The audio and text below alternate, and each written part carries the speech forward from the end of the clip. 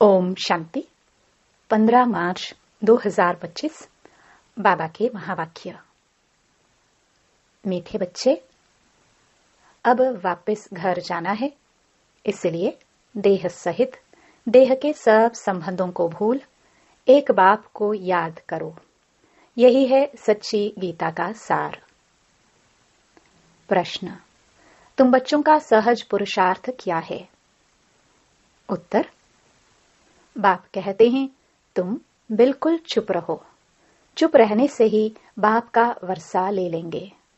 बाप को याद करना सृष्टि चक्र को फिराना है। बाप की याद से तुम्हारे विकर्म विनाश होंगे, आयु बड़ी होगी और चक्र को जानने से चक्रवर्ती राजा बन जाएंगे।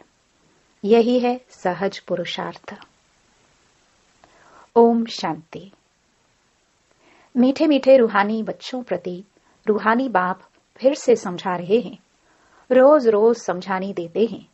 बच्चे तो समझते हैं, बरोबर हम गीता का ज्ञान पढ़ रहे हैं। कल्प पहले मुहाफिक, परंतु श्री कृष्ण नहीं पढ़ाते। परमपिता परमात्मा हमको पढ़ाते हैं। वही हमको फिर से राजयोग सिखा रहे हैं। तुम अभी डायरेक्ट भगवान से सुन रहे हो। भारतवासियों का सारा मदार गीता पर ही है। उस गीता में भी लिखा हुआ है कि रुद्र ज्ञान यज्ञ रचा। यह यज्ञ भी है तो पाठशाला भी है। बाप जब सच्ची गीता आकर सुनाते हैं तो हम सद्गति को पाते हैं। मनुष्य यह नहीं समझते। बाप जो सर्व का सद्गति दाता है, उनको ही याद करना है। गीता भल पढ़ते आए हैं, परंतु रचयिता और रचना को न जानने कारण नेति नेति करते आए हैं। सच्ची गीता तो सच्चा बाप ही आकर सुनाते हैं।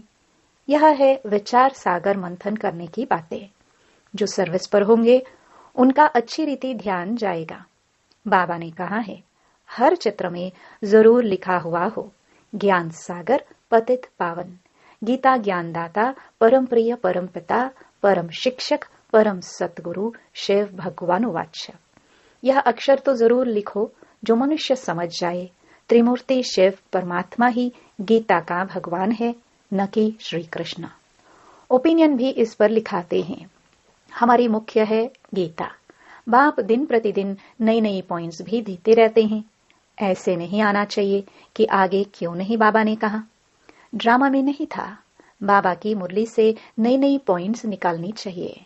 लिखते भी हैं राइज और फॉल। हिंदी में कहते हैं भारत का उत्थान और पतन। राइज अर्थात construction of deity dynasty. 100% purity, peace, prosperity की स्थापना होती है। फिर आधा कल्प बाद फॉल होता है, डेविल डायनास्टी का fall. Rise and construction deity dynasty का होता है। फॉल के साथ डिस्ट्रक्शन लिखना है। तुम्हारा सारा मदार गीता पर है। बाप ही आकर सच्ची गीता सुनाते हैं। बाबा रोज इस पर ही समझाते हैं। बच्चे तो आत्मा ही हैं। बाप कहते हैं, इन देह के सारे पसारे विस्तार को भूल अपने को आत्मा समझो। आत्मा शरीर से अलग हो जाती है तो सब संबंध भूल जाती है। तो बाप भी कहते हैं, देह के सब संबंध छोड़ अपने को आत्मा समझ मुझ बाप को याद करो। अभी घर जाना है ना। आधा कल्प वापस जाने के लिए ही इतनी भक्ति आदि की है। सतयुग में तो कोई वापस जाने का पुरुषार्थ नहीं करते हैं। वहां तो सुख ही सुख है। गाते भी हैं, दुख में सिमरन सब करे, सुख में करे न कोई। परंतु सुख कब है, दुख कब है, यह नहीं समझते हैं। हमारी सब बातें हैं गुप्त। हम भी रूहानी मिलिट्री है ना। शिव बाबा की शक्ति सेना है। इनका अर्थ भी कोई समझ ना सके। देवियों आदि की इतनी पूजा होती है, परंतु कोई की भी बायोग्राफी को नहीं जानते हैं। जिनकी पूजा करते हैं उनकी बायोग्राफी को जानना चाहिए ना। ऊंच ते ऊंच शिव की पूजा है, फिर ब्रह्मा विष्णु शंकर की, फिर लक्ष्मी नारायण राधे कृष्ण के मंदिर हैं, और तो कोई है नहीं। एक ही शिव बाबा पर कितने भिन्न भिन्न नाम रख मंदिर बनाए हैं। अभी तुम्हारी बुद्धि में सारा चक्र है। ड्रामा में मुख्य एक्टर्स भी होते हैं ना। वह है हद का ड्रामा। यह है बेहद का ड्रामा। इसमें मुख्य कौन कौन है यह तुम जानते हो। मनुष्य तो कह देते हैं राम जी संसार बना ही नहीं है, इस पर भी एक शास्त्र बनाया है, अर्थ कुछ भी नहीं समझते। बाप ने तुम बच्चों को बहुत सहज पुरुषार्थ सिखाया है। सबसे सहज पुरुषार्थ है तुम बिल्कुल चुप रहो। चुप रहने से ही बाप का वर्षा ले लेंगे। बाप को याद करना है, सृष्टि चक्र को याद करना है। बाप की याद से तुम्हारे विकर्म विनाश होंगे, तुम निरोगी बनेंगे, आयु बड़ी होगी। चक्र को जानने से चक्रवर्ती राजा बनेंगे। अभी हो नरक के मालिक, फिर स्वर्ग के मालिक बनेंगे। स्वर्ग के मालिक तो सब बनते हैं, फिर उसमें है पद। जितना आप समान बनाएंगे उतना ऊंच पद मिलेगा। अविनाशी ज्ञान रत्नों का दान ही नहीं करेंगे तो रिटर्न में क्या मिलेगा। कोई साहूकार बनते हैं तो कहाँ जाता है इसने पास्ट जन्म में दान पुण्य अच्छा किया है। अभी बच्चे जानते हैं राम राज्य में तो सब पाप ही करते हैं। सबसे पुण्य आत्मा है श्री लक्ष्मी नारायण। हाँ, ब्राह्मणों को भी ऊंच रखेंगे जो सबको ऊंच बनाते हैं। वह तो प्रारब्ध है। यह ब्रह्मा मुख वंशावली ब्राह्मण कुलभूषण श्रीमत पर यह श्रेष्ठ कर्तव्य करते हैं। ब्रह्मा नाम है मुख्य, त्रिमूर्ति ब्रह्मा कहते हैं ना। अभी तो तुमको हर बात में त्रिमूर्ति शिव कहना पड़े। ब्रह्मा द्वारा स्थापना, शंकर द्वारा विनाश, यह तो गायन है ना। विराट रूप भी बनाते हैं, परंतु उसमें न शिव को दिखाते हैं न ब्राह्मणों को दिखाते हैं। यह भी तुम बच्चों को समझाना है। तुम्हारे में भी यथार्थ रीति मुश्किल कोई के बुद्धि में बैठता है। अतः पॉइंट्स है ना, जिसको टॉपिक्स भी कहते हैं। कितनी टॉपिक्स मिलती है। सच्ची गीता भगवान के द्वारा सुनने से मनुष्य से देवता विश्व के मालिक बन जाते हैं। टॉपिक कितनी अच्छी है, परंतु समझाने का भी अकल चाहिए ना। यह बात क्लियर लिखनी चाहिए जो मनुष्य समझे और पूछे। कितना सहज है। एक एक ज्ञान की पॉइंट्स लाखों करोड़ों रुपयों के हैं, जिससे तुम क्या से क्या बन जाते हो। तुम्हारे कदम कदम में पदम है, इसलिए देवताओं को भी पदम का फूल दिखाते हैं। तुम ब्रह्मा मुख वंशावली ब्राह्मणों का नाम ही गुम कर दिया है।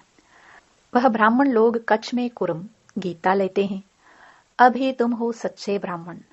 तुम्हारे कच्छ बुद्धि में है सत्यम, उनके कच्छ में है कुरम।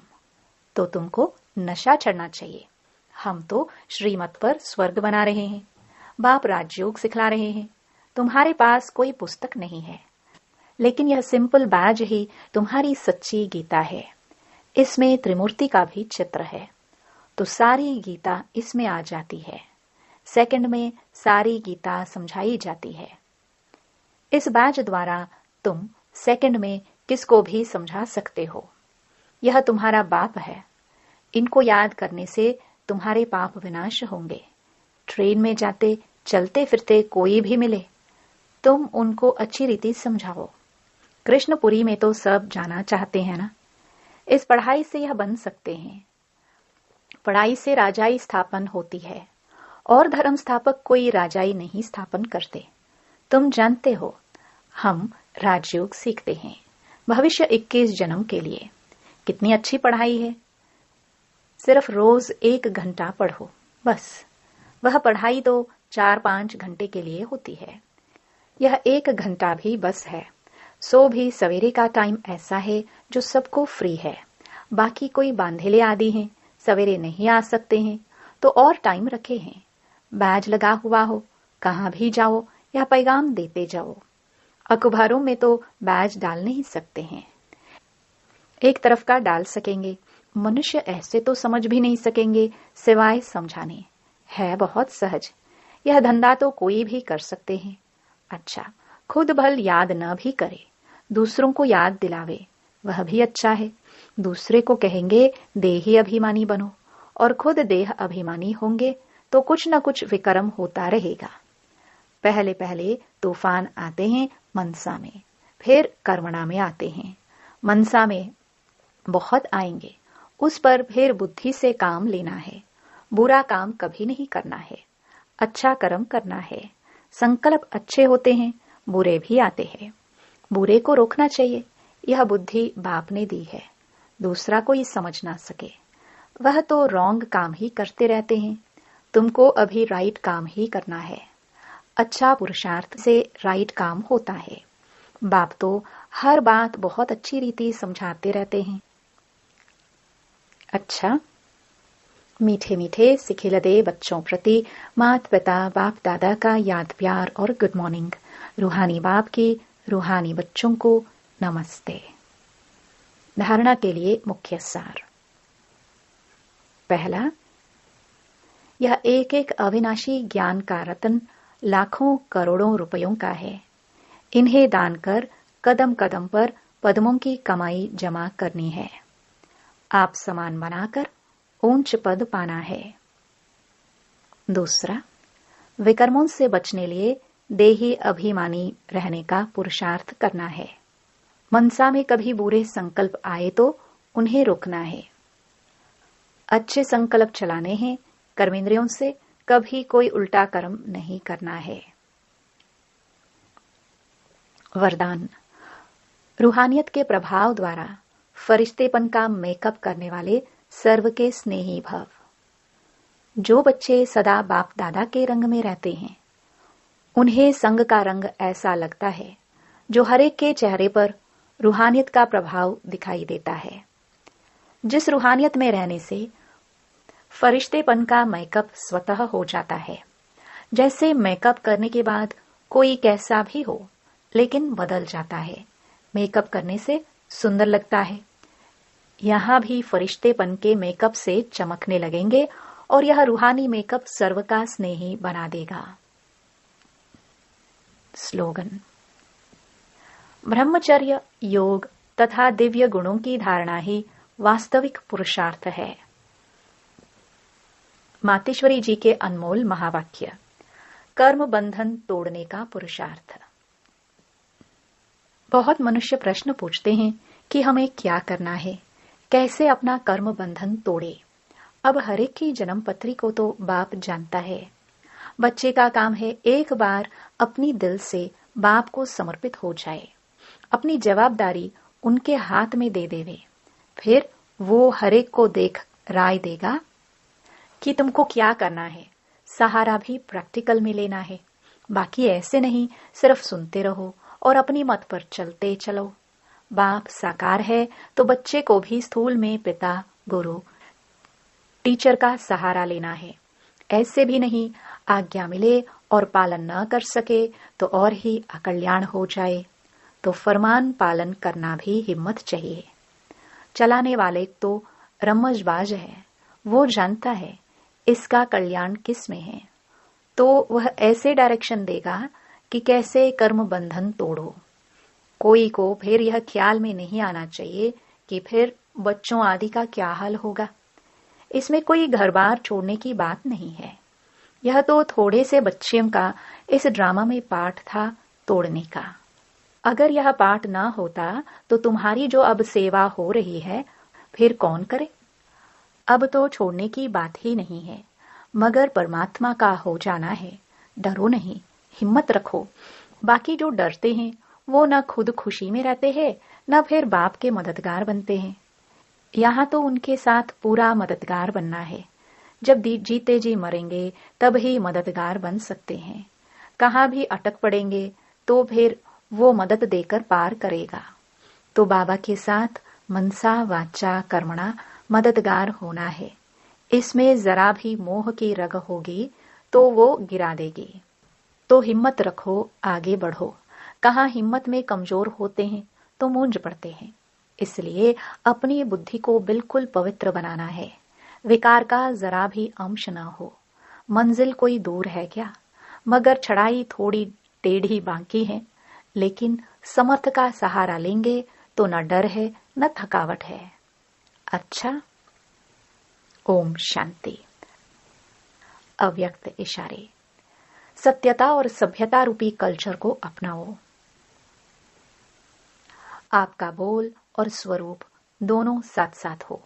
बोल स्पष्ट भी हो, उसमें स्नेह भी हो, नम्रता, मधुरता और सत्यता भी हो, लेकिन स्वरूप की नम्रता भी हो।